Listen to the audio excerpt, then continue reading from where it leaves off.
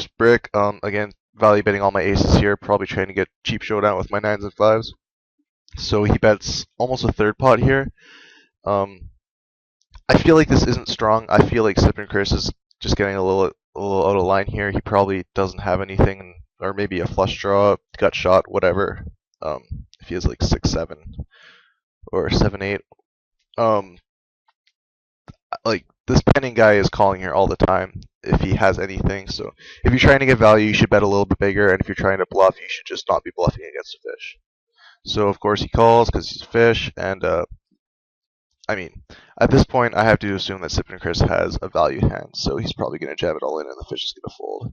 Oh, so he did have an ace here. Again, I would have bet the river for value there against the fish because he's probably just calling, and he might have got a call with the 6. His turn sizing probably should have been bigger. Again, the fish is just calling with anything. I've said that several times now, so he probably should have bet bigger on the turn. But it's not a huge mistake either way. 8-10, just folding here. It's not strong enough, and if you're raising 8-10, you're raising so much other parts of your range, and it's going to skyrocket your fold to 3-bet and your raise first in, and you're going to become exploitable if that happens, unless you've got a super good reason to, and I don't have a super good reason to in this scenario. So I fold, and Sip and Chris folds. He does steal very wide in the small blind, but again, he's pretty well balanced. Like I said, I think he's on the leaderboard, so he's clearly going to be doing stuff pretty good. Aces. I've heard people say that you should just jam aces pre-flop at big blind 20, which I think is just horrible. I would never do that. I think min raise is definitely the way to go because I want to be doing this with my entire range, even with like my ceiling cards. Like sometimes I will be raising ace little suited to balance my under the gun range because my under the gun range is like extremely strong. So especially at big blind 20, so it's just going to get a ton of respect. So it's good to throw in a few, more or less bluff raises from under the gun so that you balance that range. Because again, you're just going to be getting so many folds a lot of the time. You need to have you need to open that range up a little bit to try and get some action and to also just take down pots a lot of the time to try and get action with your big hands. So raise, this guy calls, clearly just bet against the fish and hope that I win. So I bet a little bit smaller here. Again, this is going to be my, actually on a flop like this, a lot of the time I'm just going to be checking against the fish because they're going to continue with everything. So that being said, I should bet a little bit bigger against a fish in this scenario on a flop 7-6 jack because he's going to have tons of gut shots, tons of pairs. This just pretty much nails his calling range from out of the blinds, and he's gonna have like tons of pairs, tons of draws, and I should be betting bigger in this spot. And again, when I don't have anything, this is a board where I should probably be giving up against a fish. So he calls and betting again. I like the sizing here. I can even make it a tad bit bigger, but this is pretty close to optimal. Like he's still going to be calling with all of his pairs with this type of bet and all of his draws, and it doesn't give him a super good price to draw. So he calls again. 9, like pretty bad river. I wouldn't mind checking back, but okay. So he leads into me. Kind of an awkward spot, but I mean against a fish, I think you just have to call here. Like it's kind of hard to like. The thing is when he does this, he really polarizes his range to either bluffs or the nuts, which would be 8-10 in this situation.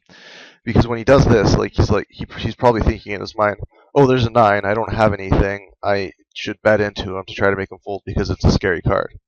Or he's thinking, oh, I've got 8-10, and he might check back because the 9's there now, so I should bet into him so that he calls me with shit. So his range is super polarized here. I think, like I said, I think it's strictly just bluffs or 8-10. And I don't think it's really anything else. So I think you just have to call here because his range is super polarized. So there's nothing else you can really do. So I call, and he actually had a pretty strong hand. I'm surprised that he wouldn't check that and let me bet. I don't understand why he did what he did, but that's because he's a fish and it doesn't make sense. And clearly was trying to merge his range there to get me to call with something like a7. So that, yeah. Anyways, I went a nice big pot, double up early on, and gonna ride it from there. So a7 here against the fish. Expecting to get called a lot here when I raise, but oh, actually, sorry, he only has what was that 9 blinds, so I'm just gonna be jamming here. I should be, and I'm in raise, so this is a mistake. I should have just jammed here. I probably wasn't paying attention to his stack. Um, this was not to induce because against the fish, they're just going to call. They're not going to re-raise over you with a light range. They'll just call with like their king jacks and stuff like that. So this was a mistake. I should have just jammed here. Ends up working out. So clearly it was right. 8-4. Just folding that again for range purposes. If you're raising this, you're raising any 2 cards, and then that's going to make you extremely exploitable. Fish jams and no ball folds. Again, against the fish, like he could have an extremely tight range there, so I'm not going to be calling him with stuff like King 9 suited out of the blinds. Well, I mean, I might be, but without any reads and against the fish, he could be on a pretty tight range there, so you don't want to be getting too crazy against the fish with your calling ranges. Even though it is like a pretty shallow shove, you don't want to, like I said, yeah, you just you need to be calling tighter against fish because they're not shoving any 2 cards there like they should be. Ace-8 here. This is probably a good spot to raise fold. I would have to call pining here, which I would absolutely hate, but it's only a quarter of our stack, and we're getting pretty good odds on the call, so it wouldn't be horrible if either of these two shove on me. I don't think their re-steal for me raising when I have to call a short stack is going to be super wide, so I would probably just have to fold here. I ended up just folding. I think that's a mistake. Again, it's probably better to min raise and then call the short stack and fold to these two. You're going to be showing more profit that way. It's not a huge mistake here because, again, the blinds are so small. And we already have a very healthy stack, but I do think it is a mistake. So this guy raises to 90. He probably has a big hand here since he showed that he knows how to shove. So I imagine this is to induce, and they both just fold. So it doesn't matter. Again, same thing here. She under the gun. This is not as good of a situation, and now, I mean, this guy seems like he's getting a little crazy, and we would have to fold to him. So this is probably a better spot just to fold, which I clearly do because I folded ace-8 in the hijack. So, or sorry, in the cutoff. And Sip and Chris just jams 16 big blinds here.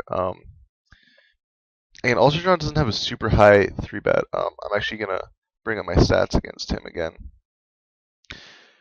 So his big blind versus small blind fold is 73%, which is fairly high. I think all of the best dregs are closer to around a 60% fold to big blind versus small blind fold.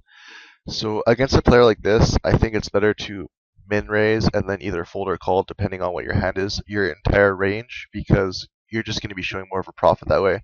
They're not going to be re-stealing super wide, so I think it's better just to min raise and then fold or call if you have a good hand. You're going to be showing more profit that way, I believe. Whereas here, he just gets to play perfectly against you because you're all in with a specific range, and then he's going to be able to, like I said, play perfectly against you and not make any mistakes. For the most part, like he might be folding a little too wide there, but he's definitely not folding his good hands. Fish limping in, folds to me. I'm not going to shove over him. This is just like pretty loose. I only have Jack 4. He probably is folding like a vast majority of the time, but Jack 4 is just not going to do well against his range versus the amount that he calls to pick up 120 chips. So I check, probably just end up check folding here. Yeah. Alright, on to the next hand. So ace 2, extremely easy jam here. I don't really think you can do anything else. Like again, if you just min raising it called, you hate your life, and then you c-bet and he jams over you and you don't have anything and it gets super awkward and it's just very, very easy shove here. Not really much to say about that. Yeah, I don't think limping, like your options here are limping or min raising or shoving. And out of those 3 options, I think raising is just by far superior. Against a fish, like if you min raise and get called, you just absolutely hate your life. And if you limp and then c bet and then he calls or jams over top of you, like you just missed a super plus EV shove and you ended up losing chips instead of gaining chips. So shove and he folds. Alright, deuce 5 again for range purposes. I'm not going to be raising here or shoving because it just makes you way too exploitable. If both of these were randoms, you could make an argument for shoving a lot wider, but not this wide. It's just way too wide and way too exploitable. Same thing here.